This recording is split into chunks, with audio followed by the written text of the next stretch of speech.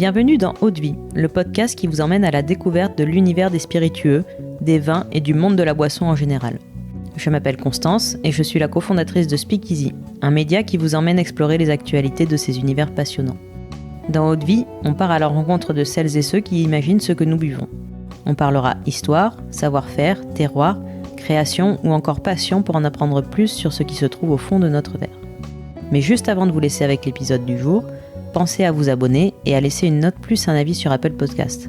C'est la plus belle des récompenses pour toutes les heures de travail effectuées chaque semaine. Bonne écoute!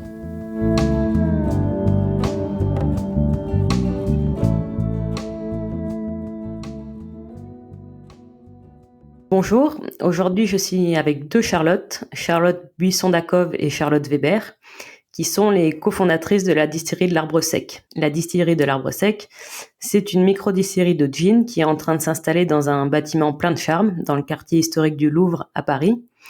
Bonjour les Charlottes. Bonjour. Je suis très heureuse de pouvoir discuter avec vous deux aujourd'hui de ce projet si atypique. Déjà, est-ce que vous pouvez rapidement nous parler chacune de votre parcours et de la façon dont vous avez découvert les spiritueux et le gin en particulier? Alors déjà, moi, je m'appelle Charlotte Buisson-Dacove. Je viens du monde du vin. À la base, je suis originaire de Beaune, en Bourgogne. Et puis, j'ai vraiment baigné dans l'univers du vin depuis toute petite. J'en ai fait ma carrière. J'ai fait mes études à la Viti à Beaune, qui est une école assez réputée, assez connue, on va dire, en France, dans le monde du vin. J'ai fait une formation professionnelle là-bas. Au départ, je me suis pas mal orientée sur le côté un peu technique, viticulture, œnologie. Et puis, je me suis de plus en plus orientée vers le marketing, le commerce international du vin. Et puis, j'ai fait pas mal de métiers différents, pas mal de pays différents aussi dans le monde du vin. Donc, j'ai voyagé en Nouvelle-Zélande, en Californie. Et puis, j'ai fini par être responsable commercial à l'export pour les marchés du Royaume-Uni et de l'Irlande. Et c'est comme ça que j'ai vraiment commencé à rencontrer les spiritueux. Donc en terre anglaise, où c'est un petit peu, notamment pour le gin, c'est quand même toujours un petit peu la terre de prédilection. Et c'est là-bas que j'ai découvert que le gin, ça pouvait être autre chose qu'un alcool qui fait mal à la tête. C'est vrai que pour moi, comme beaucoup de monde, pour moi, le gin, c'était pas forcément un alcool très intéressant. Je m'intéressais pas forcément d'ailleurs beaucoup aux spiritueux avant. Et partout où j'allais, donc au Royaume-Uni ou en Irlande, dès que je faisais un événement, bien que c'était autour du vin, j'avais toujours... on commençait toujours par un gin tonic, on finissait toujours par un gin tonic. Et c'est comme ça que j'ai découvert vraiment l'univers du gin au départ et puis des spiritueux un peu petit à petit. Et ça avait toujours été mon rêve un petit peu de monter ma boîte. Pendant longtemps, je voulais avoir mon propre domaine viticole ou quelque chose autour de la production de vin. En France, c'est pas toujours simple de s'installer dans le vin et puis le marché est vraiment saturé. Et du coup, plus je me suis pris de passion pour les spiritueux, plus je me suis dit qu'il y avait vraiment de la place encore en France pour les spiritueux. Et notamment, comme j'allais beaucoup à Londres et que à Londres, il y avait beaucoup de distilleries urbaines dans la ville, je me suis dit que pourquoi pas faire ça à Paris, puisque j'habitais à Paris et que j'aimais beaucoup cette ville. Et à l'époque, il y avait quasiment... le projet, le tout début, quand j'ai commencé à voir ce projet, c'était en fin 2017. Donc à l'époque, il y avait deux distilleries à Paris, surtout la distillerie de Paris qui était un peu connue, mais et encore, c'était vraiment pour les initiés. Et moi, mon projet, c'était, j'avais vraiment envie d'en faire une distillerie ouverte. Et puis, c'est à ce moment-là, pas longtemps après, j'ai un petit peu tergiversé toute seule de mon côté. Et puis, j'ai fini par rencontrer Charlotte un petit peu par hasard. Et du coup, on avait en commun pas que le prénom, mais aussi un peu le projet. Et c'est comme ça qu'on a vraiment commencé à bâtir les fondations de notre projet de distillerie urbaine ouverte au centre de Paris. D'accord. Charlotte, je te laisse parler de toi peut-être maintenant. Oui, alors donc comme disait Charlotte, on s'est rencontrés du coup en 2018. Moi pour le coup, je viens du monde de l'hôtellerie, pas du vin. J'ai fait une formation à l'école hôtelière de Glion en Suisse, et puis après j'ai fait pas mal d'expériences dans l'hôtellerie de luxe en Irlande, en Chine et aux États-Unis. Et en fait, j'ai rapidement quitté le monde de l'hôtellerie. Ça me convenait pas forcément. Et en fait, quand j'habitais à San Francisco, j'ai beaucoup rencontré, comme Charlotte en Angleterre, mais version États-Unis, beaucoup de producteurs de gin, mais aussi de whisky. Des micro-distilleries en Californie, il y en a quand même pléthore. Et petit à petit, l'idée m'est venue qu'il fallait que je change de voie et que je bascule dans le monde des spiritueux. Donc, je suis rentrée en France pour ça en 2013 avec l'idée de devenir distillatrice. Sauf qu'il n'y a pas de formation longue en France pour devenir distillatrice. Il y a des petites formations à droite à gauche qui sont très... il faut pouvoir les connaître. Et du coup, j'ai eu la chance de rencontrer un bouilleur de cru alsacien qui s'appelle Daniel Essinger. Peut-être certains me connaissent parce qu'il a écrit pas mal de bouquins par rapport à la distillation, même si c'était pas son cœur de métier au départ puisqu'il était électricien. Mais son beau-père était bouilleur de cru et du coup, ça fait 40 ans qu'il est bouilleur de cru. Donc, c'est lui qui m'a formée au départ. Je l'ai suivi un peu partout, là où il faisait des formations.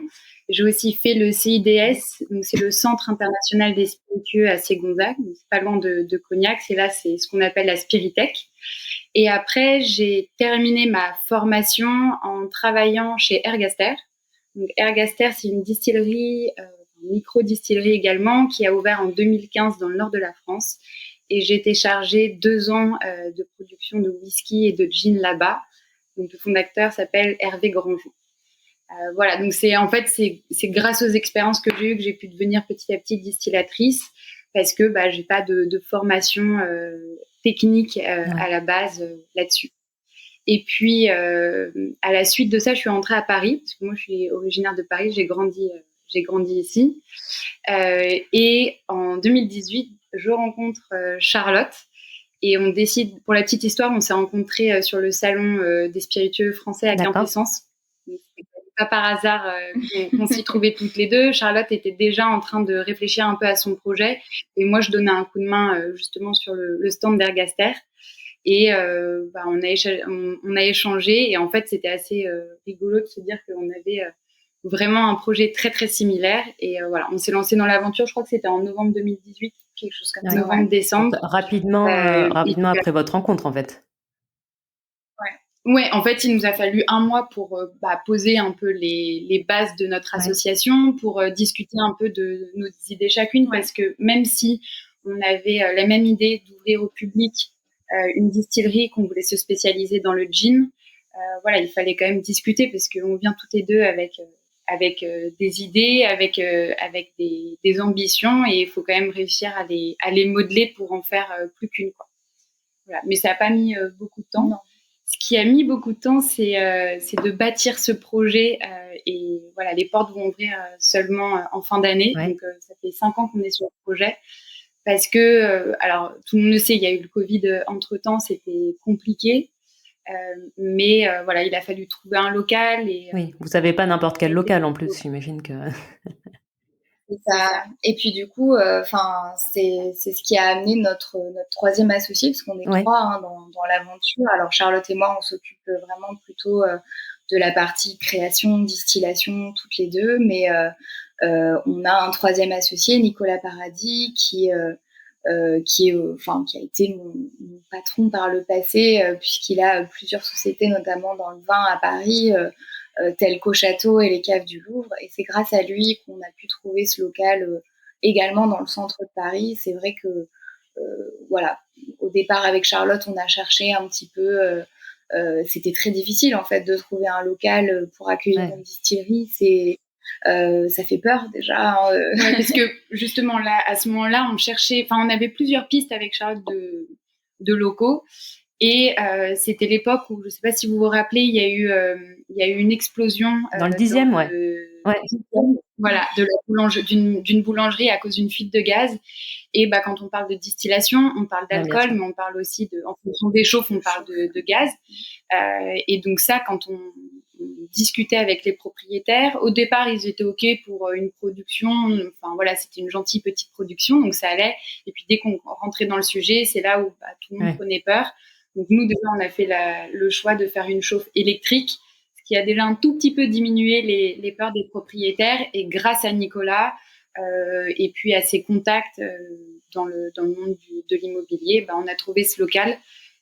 Et il est fantastique parce que je pense qu'on n'aurait jamais eu l'occasion. On n'espérait pas avoir aussi bien. Et puis, c'est vrai que ça a beaucoup de sens parce que depuis le départ, notre projet, c'est de faire venir du monde, c'est d'ouvrir les portes. En fait, nous, on a un petit peu, comme disait Charlotte, elle a eu des difficultés à se former. Moi, je me suis aussi formée grâce à mon réseau dans le vin. Donc, heureusement, il y a des gens qui travaillent aussi dans les spiritueux. Donc, j'ai réussi à faire quelques expériences en distillerie. Mais autrement, c'est très compliqué d'avoir accès au monde des spiritueux, qu'on soit amateur ou professionnel. Et pour nous, c'était super important d'avoir ces portes ouvertes, de pouvoir accueillir du public. Et quoi de mieux que le premier arrondissement de Paris, d'être au cœur de l'action pour pouvoir faire ça. C'est vrai que c'était idéal pour nous d'avoir ce... Et le bâtiment en lui-même, c'était une usine de presse ou... Alors non, c'était pas une usine de presse. Déjà, le bâtiment, il a été, si je ne me trompe pas, il a été bâti en 1717 à l'époque par le sommelier de Louis XV. Donc c'est un bâtiment classé, c'est un bâtiment... c'est un hôtel particulier. C'est un hôtel particulier qui est chargé d'histoire. Notre local plus particulièrement, donc effectivement avant qu'on y emménage, c'était... la plus grande, c'était quoi la plus grande collection de presse ancienne d'Europe. Ouais, d'Europe, exactement. Et ça s'appelait la Galquante. Ça existe toujours, mais ils ont déménagé dans le 12e arrondissement. Et la première fois qu'on a visité ce local avec Charlotte, donc c'est en fond de cour, ça fait à peu près 150 mètres carrés. Il y a 4 pièces, plus après le sous-sol. Et c'était absolument génial de voir ça en plein dans Paris. Donc les murs font de hauteur, ça fait à peu près 5 mètres de haut. Et il faut s'imaginer du sol au plafond des entassements entiers de magazines, de journaux de toutes sortes. Il en faisait même des murs. Enfin, la manière dont on circulait, parfois c'était même pas des murs en béton, mais c'était des murs de voilà, de magazines. Et du coup, on a eu la chance de le visiter. C'était vraiment, c'était en fin de vie pour ce local. Mais voilà, c'était la dernière activité qu'il y ait eu. C'est une activité qui est restée dedans pendant plus de 50 ans. Du coup, rien n'est aux normes, etc. Donc, c'est pour ça qu'on a aussi beaucoup de travaux de notre côté. C'est pour ça que, voilà. Le déménagement, tout ça, ça a été une joie. Et là, vous avez votre alambic, ça y est, dans les murs ou L'alambic arrive. D'accord, trop bien. Et juste pour terminer sur l'histoire de ce local, donc c'était la dernière activité, mais je crois qu'avant ça, c'était une chapelle. C'était une chapelle, en fait, le propriétaire justement pas du local, mais le gérant de la boutique avant nous a montré des images comme quoi, effectivement, il y a eu une espèce d'école un peu catholique et une chapelle, voilà. Et puis, bien sûr, toutes les caves en dessous ont aussi servi avant à stocker du vin pour le Louvre. Il y avait il y avait plein de... il y a plein d'histoires. Voilà. Oui. Du coup, c'est à vous de continuer l'histoire. C'est un beau projet. C'est ça. Et donc, du coup, dans ces locaux, vous voulez faire quoi? Vous voulez faire votre propre gin, accueillir du monde? Enfin, comment ça va se passer un peu l'activité? On peut peut-être l'expliquer en 2 volets. Il y a vraiment la partie production et puis il y a la partie événementielle. On peut l'expliquer comme ça. Je pense que c'est la manière la plus simple de parler de la distillerie. En fait, nous, on dit qu'on est une distillerie de gin spécialisée dans le gin parce que c'est vraiment notre cœur de métier qui est ouverte au public et donc qui se trouve au cœur de Paris. Alors, en termes de production, on a acheté un alambic qu'on a fait sur mesure. On est allé à côté du lac de Constance en Allemagne. Pour ceux qui connaissent, c'est la marque Holstein. Donc, on a travaillé avec Marcus et Petra sur le design de cet alambic. On voulait qu'il soit... Donc, pour expliquer aux auditeurs, donc cet alambic-là, c'est un alambic hybride. Ça veut dire que c'est à la fois un pot still, donc on va dire un alambic traditionnel, et à la fois un alambic à colonne. En fait, c'est coupler ces deux alambics, et donc on appelle ça un alambic hybride. Holstein, c'est sa spécialité, et on est allé chez eux parce que on voulait designer avec évidemment les ingénieurs, parce qu'on n'est pas ingénieurs toutes les deux, mais pour avoir exactement ce qu'on recherchait en termes d'aromatiques, que ce soit pour des alcools blancs que pour des alcools vieillis. Donc même si on veut se spécialiser dans le gin, l'idée c'était d'avoir la porte ouverte pour créer d'autres spiritueux. Donc ça, c'est pour la partie production. Donc on a créé notre marque de gin qui s'appelle Charlotte's Inc., qui est un gin. Donc pour l'instant, il n'est pas encore dévoilé, mais c'est un gin. On y travaille depuis déjà pas mal d'années toutes les deux. Et puis après, il y aura d'autres éditions limitées qui seront embouteillées sous la marque de la distillerie de l'Arbre Sec, des éditions limitées de gin. Un peu au fur et à mesure des saisons, et puis après d'autres spiritueux. On réfléchit à des liqueurs, à des eaux de vie, et puis évidemment, pourquoi pas un projet whisky. Mais voilà, pour l'instant, sur les prochains mois, les prochaines années, on parlera de gin principalement. Donc on a cette production, et après on a un autre projet qui est en fait de la distillation à façon. Que ce soit pour les bars, que ce soit pour les hôtels ou que ce soit pour des particuliers. En fait, l'alambic est calibré de telle manière qu'on fait des petites quantités, des petits batchs, et qu'on peut du coup s'ouvrir à des propositions pour ceux qui veulent faire des petites quantités et les vendre par la suite. Faire leur alcool sur mesure. C'est ça, exactement. Et tout ça, donc, on va essayer un maximum de travailler avec des artistes pour la partie étiquetage. Voilà, on a déjà 4-5 artistes avec lesquels on travaille, que ce soit sur des éditions limitées ou sur notre bouteille permanente qui s'appelle Charlotte's Inc.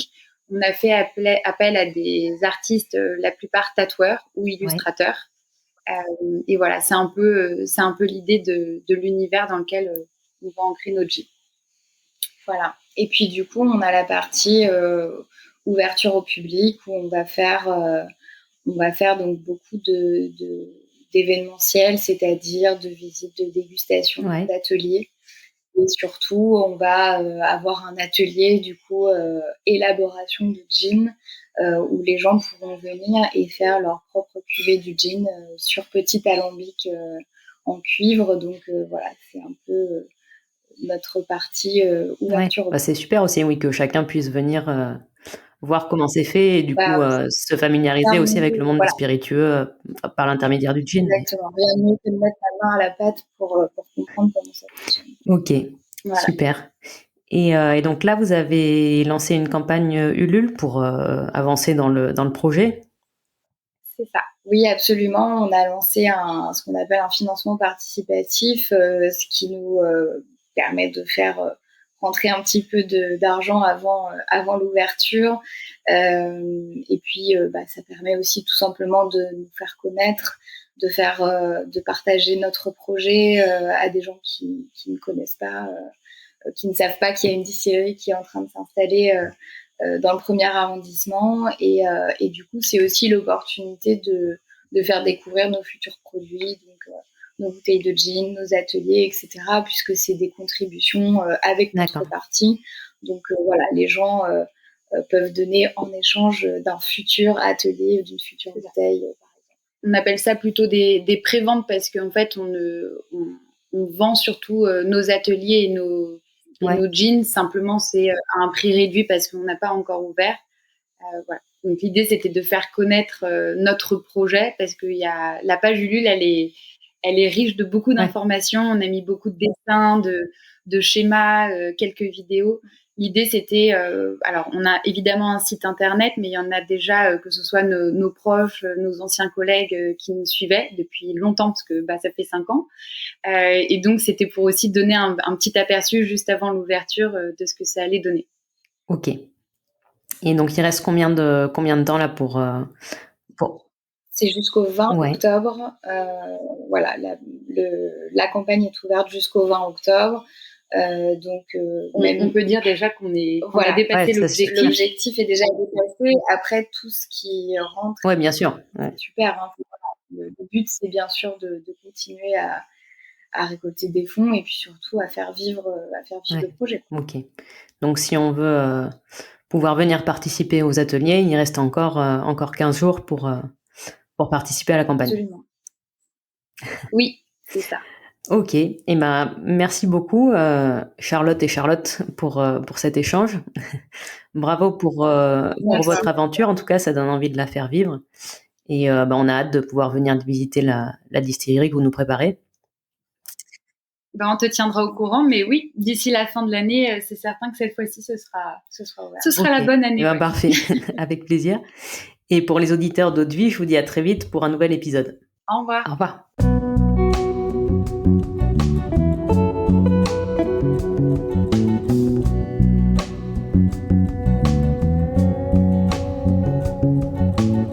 Eau-de-Vie, c'est terminé pour aujourd'hui. Enfin presque. Si vous avez aimé cet épisode, pensez à noter Eau-de-Vie 5 étoiles sur Apple Podcast avec un petit commentaire pour nous encourager. C'est ce qui nous aide à gagner en visibilité et nous encourage à produire toujours plus d'épisodes. Enfin, si vous souhaitez en apprendre plus sur l'univers des vins, des spiritueux et du monde de la boisson en général, rejoignez-nous sur Speakeasy, le lien est dans la description. Merci encore et à la semaine prochaine.